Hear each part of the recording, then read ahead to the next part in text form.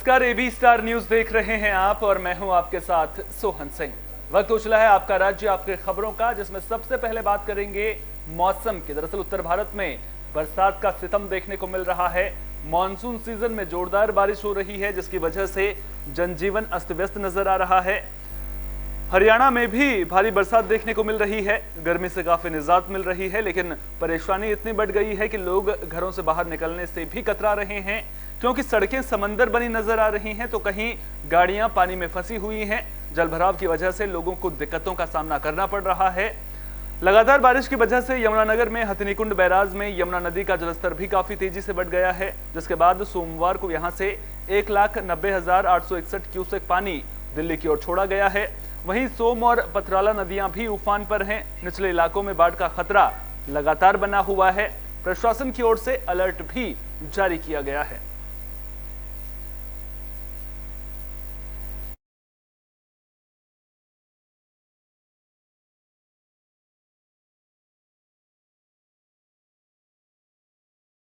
UP के मुख्यमंत्री योगी आदित्यनाथ रोहतक पहुंचे।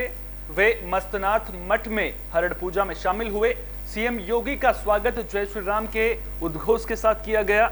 इस दौरान सीएम योगी आदित्यनाथ ने कहा कि धर्म बचाने के लिए सभी का योगदान जरूरी है।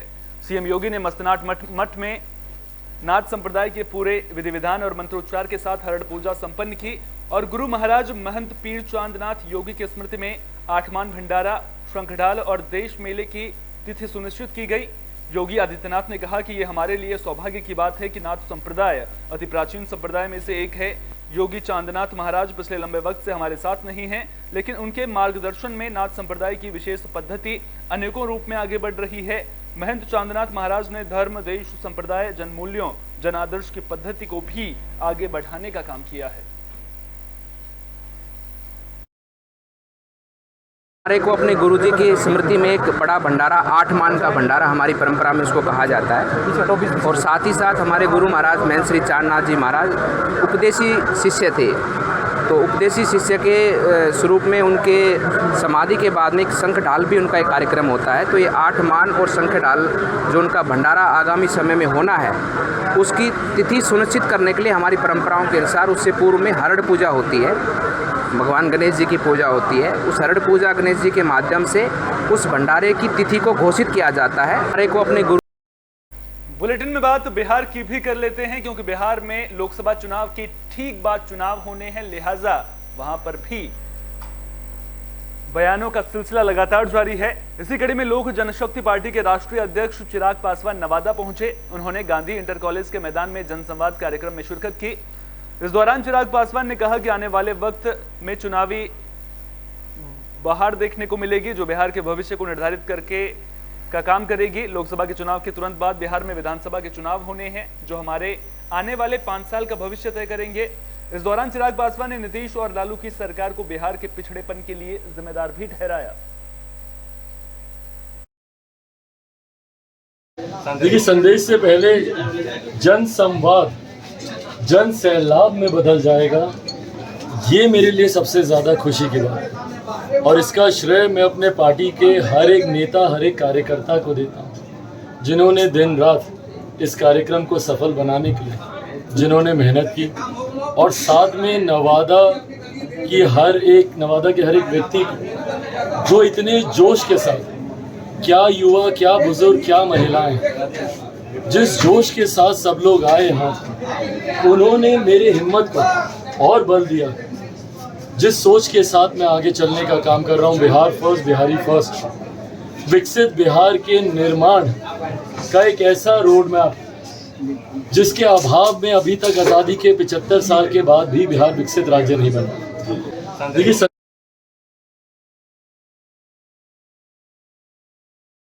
12 जुलाई को छत्तीसगढ़ मंत्रिमंडल की कैबिनेट बैठक होनी है, जिसमें कई अहम प्रस्तावों पर चर्चा की जाएगी। इस दौरान कई प्रस्तावों पर मुहर लगने की भी उम्मीद है।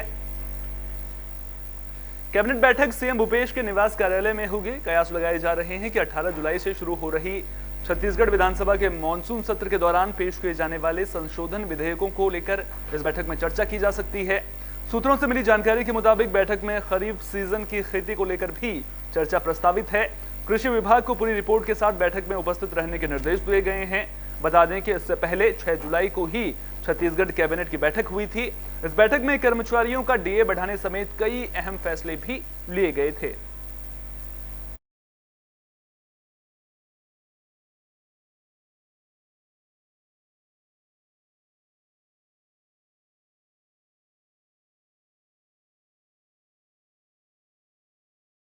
बुलेटिन में बात छत्तीसगढ़ के, जहां पर आजीविका मिशन बिहान की कार्यकर्ताओं ने वार्षिक अधिवेशन का आयोजन किया। इस दौरान कामकाज को लेकर के किस तरह से आगे काम करना है उसको लेकर के योजनाएं बनाई गई हैं।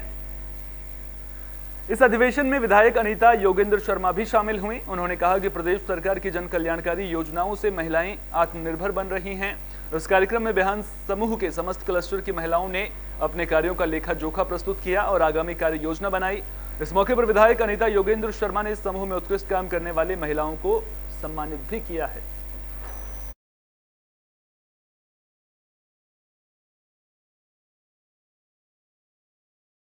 मोदी सरनेम केस में राहुल गांधी को गुजरात हाईकोर्ट से बड़ा झटका लगा है। राहुल गांधी की याचिका को कोर्ट ने खारिज कर दिया है, जिसके बाद कांग्रेस पार्टी का देश भर में प्रदर्शन देखने को मिल रहा है। कांग्रेस नेताओं में नाराजगी देखने को मिल रही है। छत्तीसगढ़ कांग्रेस के दिग्गज नेताओं ने रायपुर के अंबेडकर चौक में प्रदर्शन किया। इस दौरान राज्यसभा सांसद फूलोदेवी नेताम ने कहा कि राहुल को जितनी परेशानी मोदी जी दे रहे हैं, राहुल उतना ही मजबूत होते जा रहे हैं। राहुल जी के अर्जी को खारिज कर दिया गया।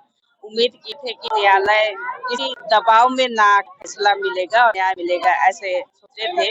पर न्यायालय में भी मोदी का दबाव रहता है। दबाव के कारण इस तरह के फैसले लेते हैं। राहुल जी की क्या, राहुल जी के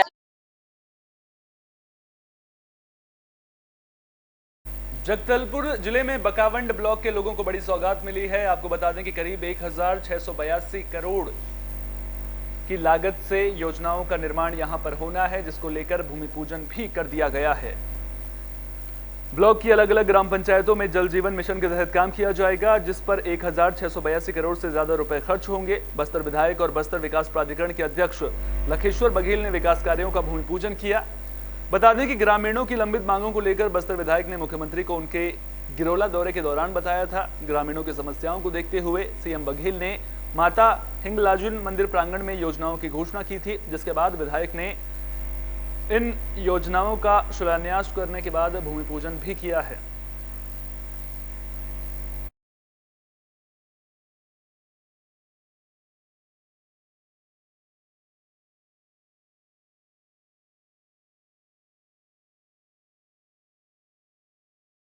गरियाबंद जिले में लव जिहाद का मामला तूल पकड़ता हुआ नजर आ रहा है। सर्व हिंदू समाज ने मामले को लेकर प्रदर्शन किया है और पुलिस से आरोपी की जल्द गिरफ्तारी की मांग की है।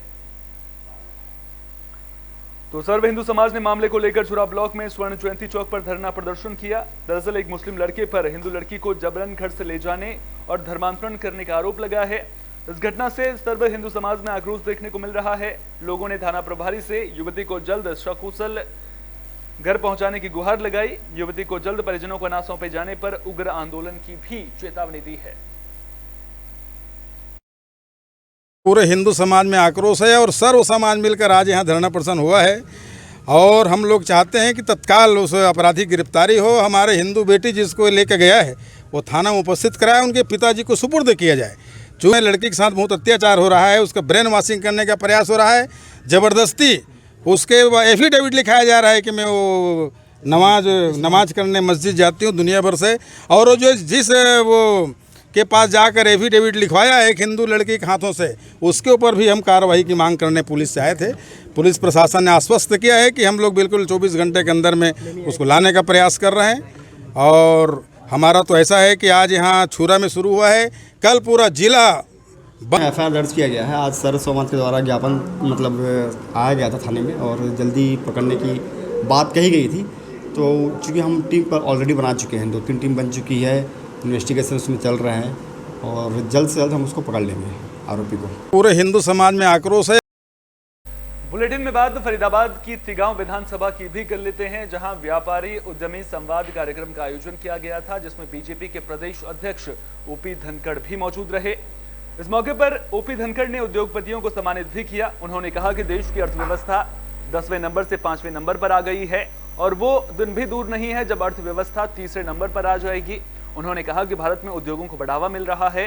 मजबूत नेतृत्व और देश के लोगों की मेहनत की बदौलत ही भारत की अर्थव्यवस्था लगातार मजबूत हो रही है।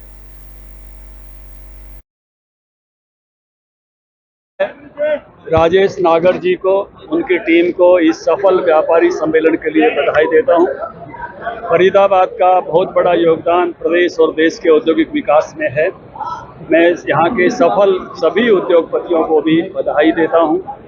हमें गौरव है इस बात का कि भारत की अर्थव्यवस्था आज दुनिया की 5वीं बड़ी अर्थव्यवस्था है और जल्दी ही, अभी हम $4 ट्रिलियन की अर्थव्यवस्था हैं, लेकिन जब $5 ट्रिलियन की अर्थव्यवस्था होंगे तो दुनिया की 3री बड़ी अर्थव्यवस्था होंगे। जापान और जर्मनी से भी आगे निकल जाएंगे। भारत उसी पर चल रहा है, काम कर रहा है। भारत में make in India, made in India, Bharat की ढांचागत व्यवस्थाएं। देखो, हमारी सरकार किसानों के लिए भी काम कर रही है, उद्योगपतियों के लिए भी काम कर रही है, हर वर्ग के लिए काम कर रही है, युवाओं के लिए भी काम कर रही है, केंद्र भी और प्रदेश सरकार भी।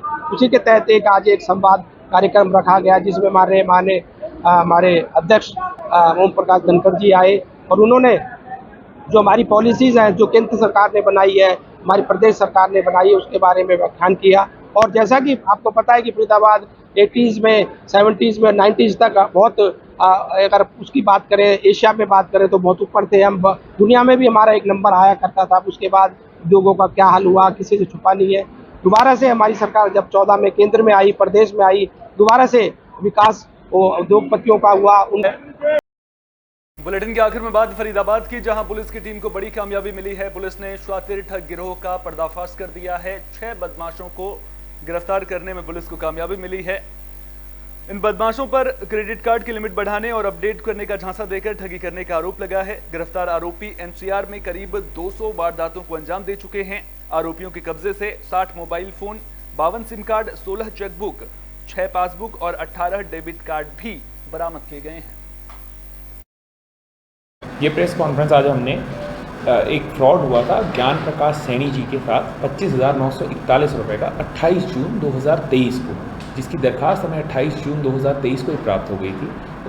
उसके बाद हमारी टीम ने टेक्निकल कार्य किया और 4 जुलाई को हमने मामला पंजीकृत किया FIR नंबर 25/2023 अंडर सेक्शंस 419, 420 और 120B। उसके बाद हमारी टीम को क्लू लगा और हमारी टीम ने टेक्निकली जो काम किया उसके दम पर हमें ये पता लगा कि ये व्यक्ति जिनके द्वारा फ्रॉड कमिट किया गया था वो गुड़गांव में सेक्टर 18 में उनकी लोकेशन थी। तो हमने वहाँ पर जाके दबिश करी और रेड करी। तो उसके बाद हमें वहाँ से बहुत ही भारी मात्रा में फ़ोन्स, चेकबुक्स, पासबुक्स और हमारे द्वारा 6 लोगों को अरेस्ट किया गया वहाँ पर। ये प्रेस इस बुलेटिन में मेरे साथ इतना ही। देश दुनिया की तमाम अहम खबरों के लिए बने रहिए AB स्टार न्यूज़ के साथ। फिलहाल दीजिए इजाज़त। नमस्कार।